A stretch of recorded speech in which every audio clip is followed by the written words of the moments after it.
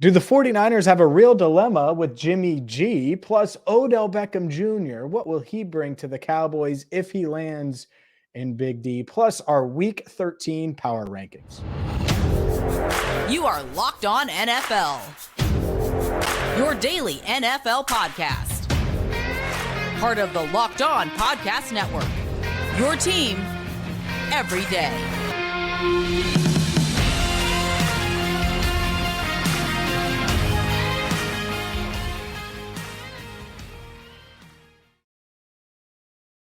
Hi again, everyone, and welcome in to a Wednesday edition of Locked On NFL. He is Tony Wiggins. I'm James Rapine. Thank you so much for making us your first listen here on Locked On NFL. And make sure you subscribe on YouTube or check us out wherever you get your podcasts. We are daily and we are bringing you NFL coverage all year long, certainly all season long. And let's dive right on in, Tony, with Jimmy Garoppolo and the 49ers. And we'll see where they are in our power rankings later in the show. But man, oh man, a lot of people look at this NFC. And yeah, there are some good teams in the NFC. The Eagles, certainly only one loss. The Vikings, 2 losses. But some believe that the San Francisco 49ers are the NFC's best team. And yes, they are led by Jimmy G. The entire season changed when he got back into the lineup. And there's probably nobody outside of San Francisco who was rooting for the young Trey Lance more than me, because I always want to see these young guys live their dreams to the fullest. But Jimmy Garoppolo is like the dude you keep trying to replace that continues to just bail you out. And right now, he has the San Francisco 49ers playing at a level right now that they really, really do look like that team that could beat anybody on any given Sunday. And I'm just wondering, what if he wins it? When's the last time we saw somebody, Trent Dilfer comes to mind. Mm-hmm.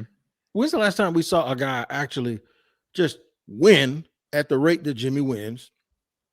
And then if he wins it all, and then they still move away from him and let him go. If he wins the Super Bowl, he's going to be quarterbacking either in Detroit. He's going to be somewhere next year. He's going to get a boatload of money. Are the 49ers wrong, and are the fans wrong, and is the media wrong for always just trying to replace someone that, in my opinion, they wouldn't be where they are right now without him?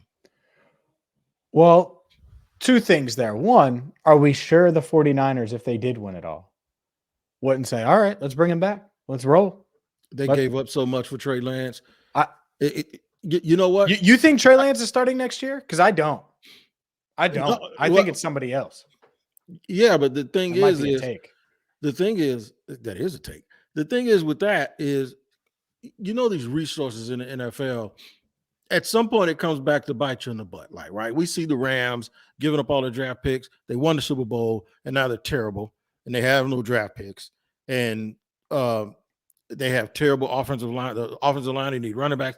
They just about need everything. And oh, by the way, their best players are banged up on offense. So that's one thing, to sell everything out just to win that one championship. The other thing is the 49ers sold out, and if they win a championship, they would have done it in spite of, or despite the fact that the people, the guy that they sold everything for, isn't helping them at all. So you can't get mad at them because if they still win it, just like no one gets mad at them because they took Solomon Thomas and didn't take Deshaun Watson or Patrick Mahomes, right? Because they've had so much success since that happened. How long can that go on, though? How long can you keep getting mulligans and passes and get out of jail free cards because you're having some short-term success when the long-term things that you should have done, and this is a storied franchise that had Joe Montana and Vince Young. Vince Young, Joe Montana and Steve Young and Lynn Dawson, the great, late great Lynn Dawson. They've had quarterbacks in their history. This is it's a bit of a quandary a little bit. And it's hard to say that they're in a quandary because they are one of the best teams in the league, despite the mistakes that they've made in the draft. So I'm wondering, what are they going to do? They gave up 3 first-round picks for Trey Lance, right? Mm-hmm. Are they just going to sit there and let Jimmy go and then try to win with somebody else? Or either, like you said, you don't know if Trey's going to start next year. So it's a bit of a dilemma. All of these guys have an eye towards the future. And I think they're looking at right now to try to save them from people actually pulling that curtain back and saying, look what you did. Sure. And the thing with Jimmy is he gets to play pressure free. Yep. Because one, he doesn't have Trey Lance breathing down his neck right now because he's injured and out for the year. Two, the 49ers can't tag him. They can't do anything. They would have to say, hey, Jimmy, please come back and sign this huge mega deal, or insert whatever team would go after him. Maybe the Buccaneers are in the market for a quarterback. Maybe the New Orleans Saints. You mentioned Detroit. Atlanta. Atlanta. I mean, there are a lot of teams that are going to be in the Jimmy G market. The New England Patriots. Oh, we don't want to go there yet. Yeah, but yeah. The Houston Texans. Point is there are a lot of teams that are going to be. They'll probably have another quarterback. Yeah. I think Houston's going to be all right. But the point they might be okay. The point you're making is, and I made he's going to have a market. I made this point about Detroit when I did a podcast yesterday, and I compared Detroit and Jacksonville and where they are as a franchise. And I said the only difference is Detroit doesn't have that guy at quarterback, but they're a team that plays hard. But it's going to be hard for them to get it because they play hard enough and win enough games that they're not going to be picking high. And I said Detroit is either going to have to go after a guy like Jimmy Garoppolo, not a guy like actually Jimmy Garoppolo, or they're going to have to hope that they hit the Jalen Hurts type sweepstakes with a second round guy. And that's very, very difficult to do. So they're in a bit of a pickle too. And I think Jimmy G, in my opinion, is better than Goff, right?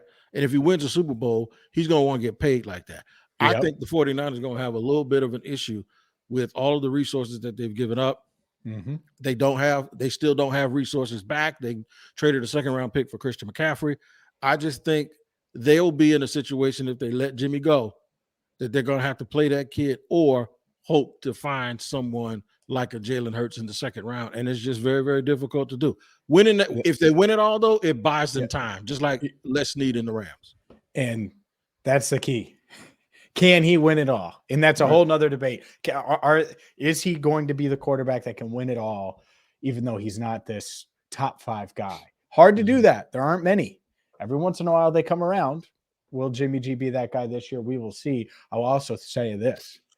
The Denver Broncos would love to have some Jimmy G in their life right now because instead they got Danger Russ, and that's just dangerous. Up next, oh man, that was as cheesy as I love it, Russell Wilson.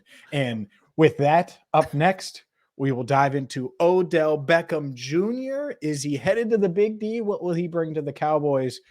But first, today's show brought to you by Taro. Taro is the world's largest car sharing marketplace. With Taro, you can book any car you want, wherever you want it, from a community of local hosts. Book a spacious SUV or minivan for a family road trip. Get a classic or luxury car for a special event, birthday, holiday. Maybe you want to try that new electric vehicle, which I did earlier this year when the Bengals played the Cowboys week 2. Guess what? I was in a Tesla, thanks to Taro. Many Taro hosts even deliver the car right to you. Every trip is backed by liability insurance. Terms, conditions, and exclusions apply. Forget boring rental cars and find your drive at taro.com. And this episode is brought to you by Audible. Audible is releasing a slate of new football podcasts that we're sure you're going to love. Find Block Forever now wherever you get your podcasts. I love when NFL guys, especially guys that have played at a high level, share with us their perspective and their point of view. And that is what Block Forever is. It's a brand new podcast from former NFL All-Pro Ryan Khalil and Audible. Khalil takes the conversation about football to the next level. He gives fans an insider's look at the game through the eyes of one of the greatest players and personalities of all time. Imagine you'll hear stuff like Christian McCaffrey talk about his love and hate relationship with fantasy football. Or what about Juju Smith and all of his shenanigans and dancing around, giving you his most honest and colorful opinion, of course, on other players and positions in the league. New episodes of Block Forever will be recorded and released every week ahead of Thursday Night Football. Available for free on Audible or wherever you get podcasts. Catch the full Block Forever series available when anywhere you get your podcast, available everywhere now. Audible, get in the game. Will Odell Beckham Jr. land in Dallas? Obviously, there's been plenty of talk. Jerry Jones commenting on the plane incident over the weekend, saying that it really isn't a concern, kind of dismissed it. But it does seem like Dallas is the favorite to land Odell Beckham Jr. If they did, and we just talked about the NFC and another team competing in the NFC with the San Francisco 49ers. If Odell Beckham Jr. landed in Dallas, Tony, do you think that they would be the favorites? Would you pick them to come out of the NFC? I would not. And I know that surprised you because you think I am a closet Cowboy fan, and I am not. No. Man, you out the closet now. You're a big Cowboys fan. I'm absolutely not a closeted Cowboy fan. But I will tell you that it certainly creates the excitement that we're used to. Jerry Jones talks about it all the time, about the star on the helmet. Odell, and you know what? The team is pretty good this year, and we have to admit that. No, I don't have to admit it. You do, because I already said they were going to be good. But the Cowboys, they could definitely use another pass catcher and someone to take some heat off of CD Lamb, as well as I think a third receiver actually opens things up for Michael Gallup. I think he's a guy who can really get down the field. But right now, he's probably showing that, he's not a true number two. He's more like a third option, sort of like that Pascal guy is in Philadelphia. He's not maybe a true number two, even though he had a real good game just the other day. But Odell adds excitement and brings excitement, and he takes people out of the box. And he's one of those dudes on shallow crosses or deep passes where he really knows how to play the game. He knows where to find the spots at. He can catch it. He snaps it. He turns and runs real fast. I just imagine him and Tony Pollard on the field together. That's a lot of speed, man. That is an awful lot of speed. And he could be a real good outlet for Dak Prescott. I don't think it makes them the favorite because we just mentioned the 49ers. The 49ers, especially if they can get Deebo Samuel 100% healthy. And then Philly. Philly has to show that they can actually deal with Dallas when they play again, when they play their next game. There's going to be an opportunity for them to do it. And there's going to be an opportunity for Dallas to say, no, we're going to take you out. So I think it's heating up down the stretch. I think the more you can challenge Philadelphia secondary, if Chauncey Gardner's out for a while, because that's a bad injury that he had the other day, it's going to be something. If anything, it's going to be excitement. It's going to be exciting in Dallas with Odell Beckham wearing the star on his head, if that is truly what happens. It would be must watch. It'd be the star. It would be all of those things. But I think it's a necessity. And I'm not sure if they would be the favorite with Odell Beckham Jr. It depends on what Odell you get. Do you get Super Bowl Odell? Might be hard pressed to say that. But if you do, that's a star. It's a game changer. He was a game changer in Super Bowl 56 and really throughout the Rams playoff run. Made some big catches in the red zone and was certainly a weapon in that offense. If you get that, I think it puts the Cowboys almost right there. Without it, I'm still not sold.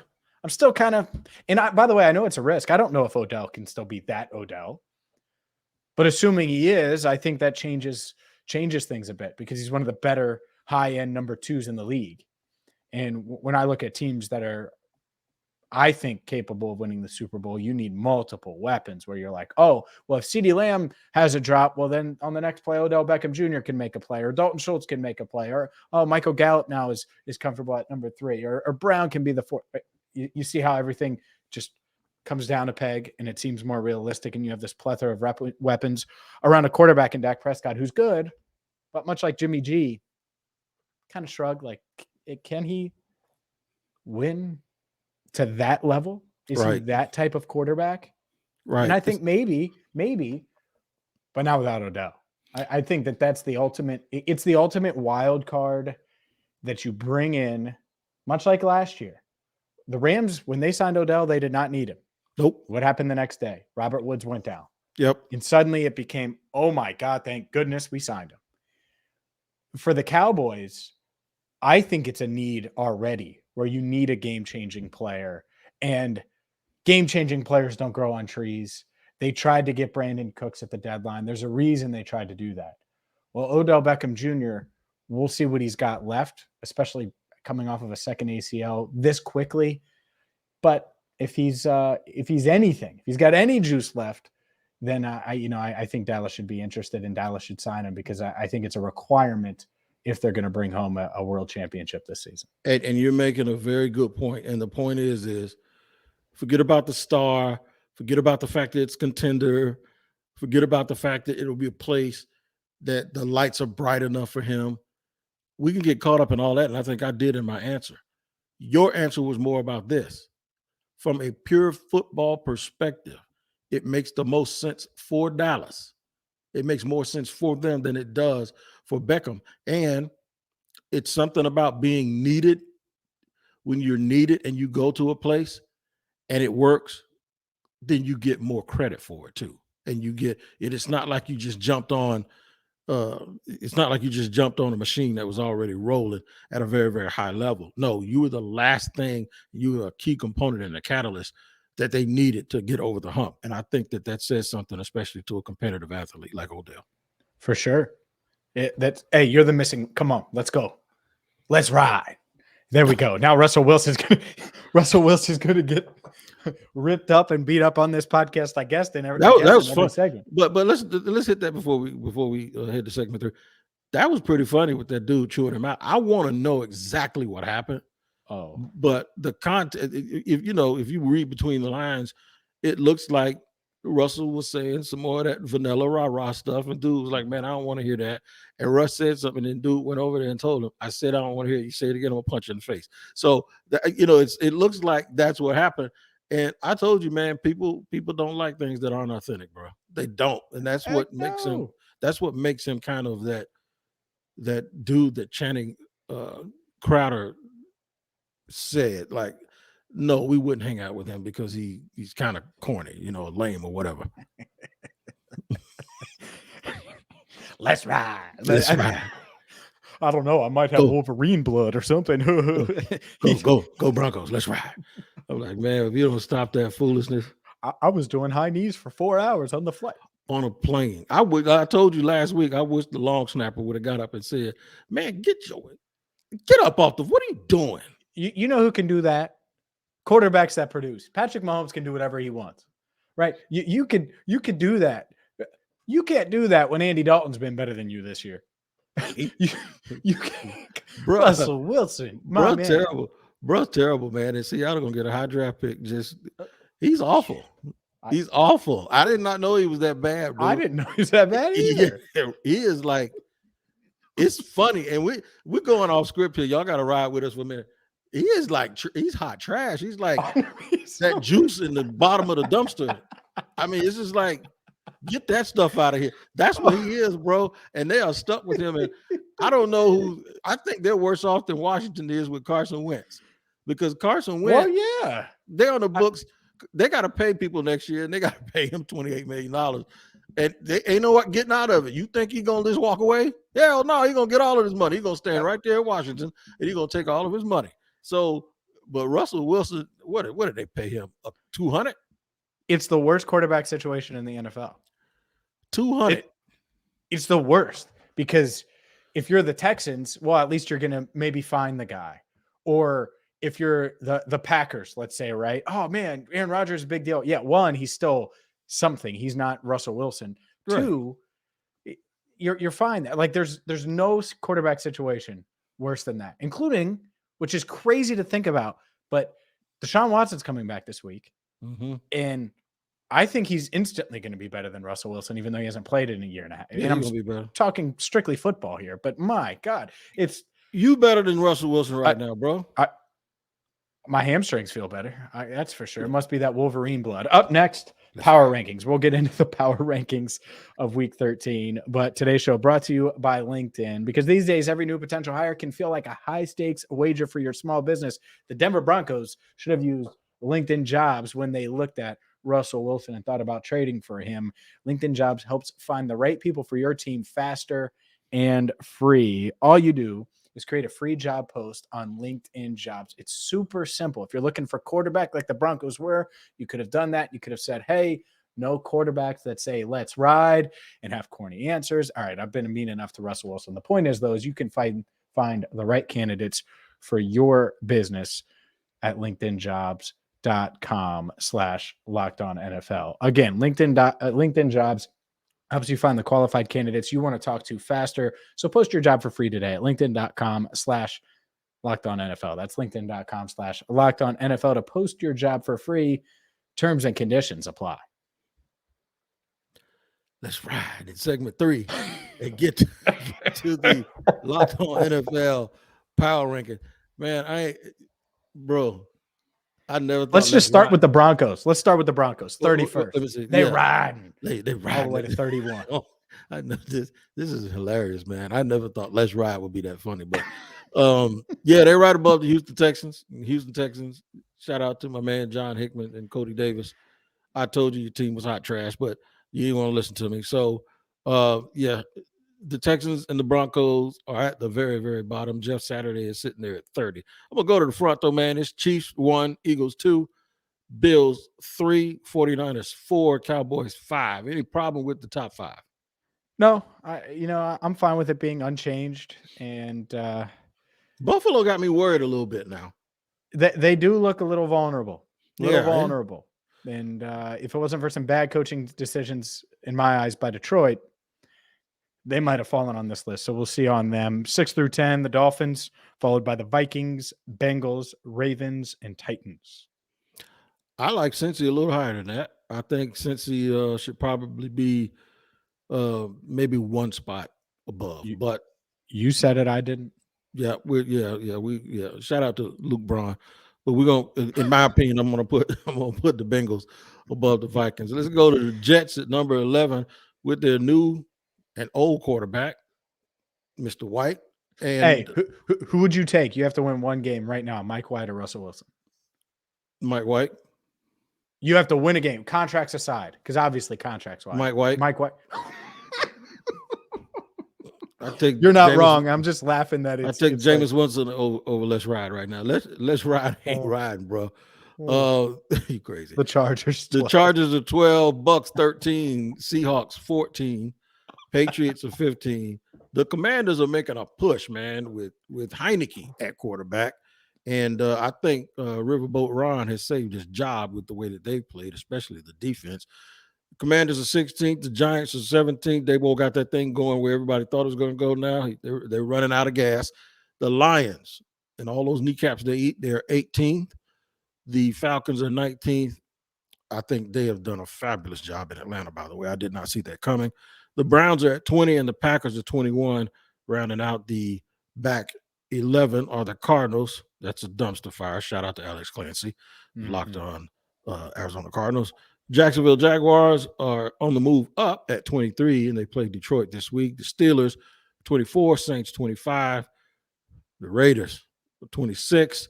The Bears, and all of the injuries, are 27. The Rams, the shock of the NFL, the Super Bowl champions, are 28th in the power poll. Carolina just kind of hanging around, but playing hard at 29. The Colts, Jeff Saturday, it's hot garbage. They're 30. The garbage gets a little hotter with the Broncos, as we mentioned. And, of course, the landfill is 32 with the Houston Texans. I mean, all right, I'm just going to go through here, and I'm not even going to react to the power rankings like we do most weeks. All right, Jordan Love, you have to win one game. Jordan Love or Russell Wilson?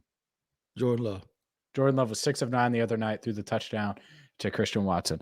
All right, Jacoby Brissett or Russell Wilson? Jacoby Brissett. Marcus Mariota, Russell Wilson? Marcus Mariota. Matt Ryan or Russell Wilson? I might take Russell Wilson. I ain't gonna lie to you. It's close though. It's close.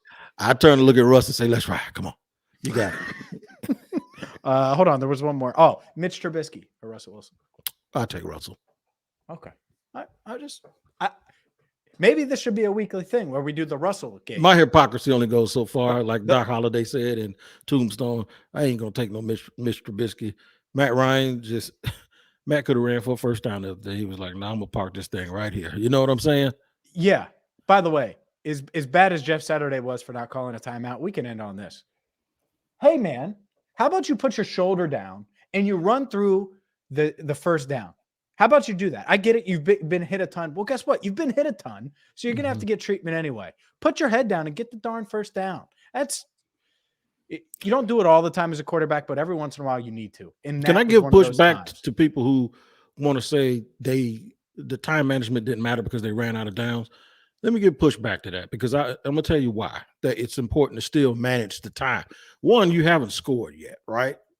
You haven't scored, and you shouldn't take for granted that you're going to score.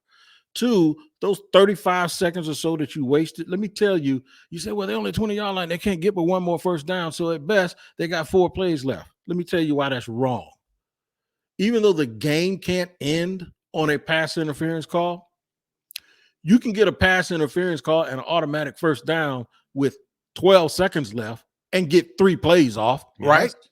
Yep. So I'm not talking about the game ending on a penalty. I'm saying you have no idea how the ebb and the flow of the game is going to go. If you haven't scored, you need that clock to stop. And you have a new offensive coordinator because they fired all the coaches.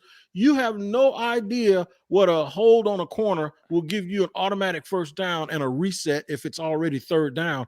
You don't know that you only have 4 plays left.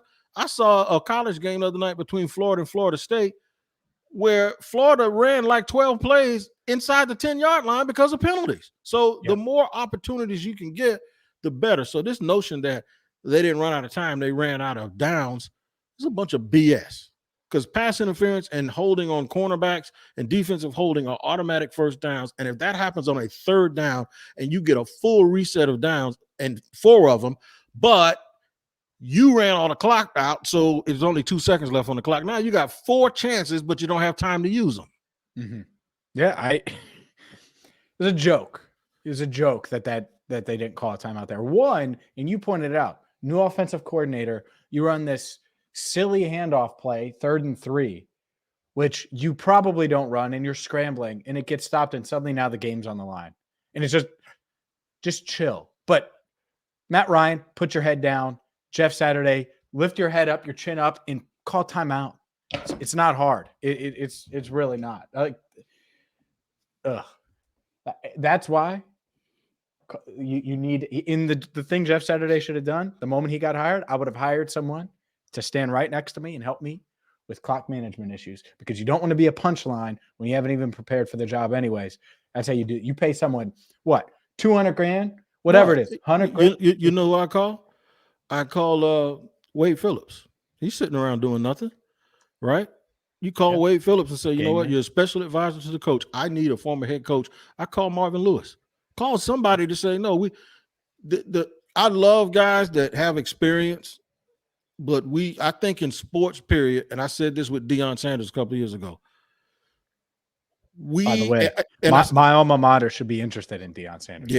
Yeah. I heard you told me that. So this happened with Tebow when he tried out here in Jacksonville. I said, athletes have been telling us our whole life how much reps mean, how much practice means, how much everything that you do, from what you put in your body to how you train. They say all of these things matter so much, and then they go get a dude off the street who hadn't played in 7 years and go, oh, he needs a shot. That's why, to me, whatever your brand is, or whatever the brand is of a certain profession, I think you devalue it by just going and snatching a dude out of the studio who's never coached anything except high school and putting him in the NFL. You're devaluing yourself, your own profession. I remember when I was a kid in Washington, Joe Gibbs had a mattress in his office. He slept there all night. And folks talk about how maniacal he was and how Jimmy Johnson, how I heard reports that he probably sacrificed his marriage because he was always so wired and he was working. Dudes, that when you devalue something like this, and then you wonder why people don't respect your profession, right? Mm-hmm. Yeah. Anybody can't just step up and do what a guy has been training and practicing to do for his entire life. And I'm not talking about the fact that Jeff Saturday's probably played football for 30 years. I'm not talking about as a player. It's different. Completely different. I'm not talking about as a player. Yeah. And that's the thing that people kill me when the smartest guys are in most professions? They're college professors.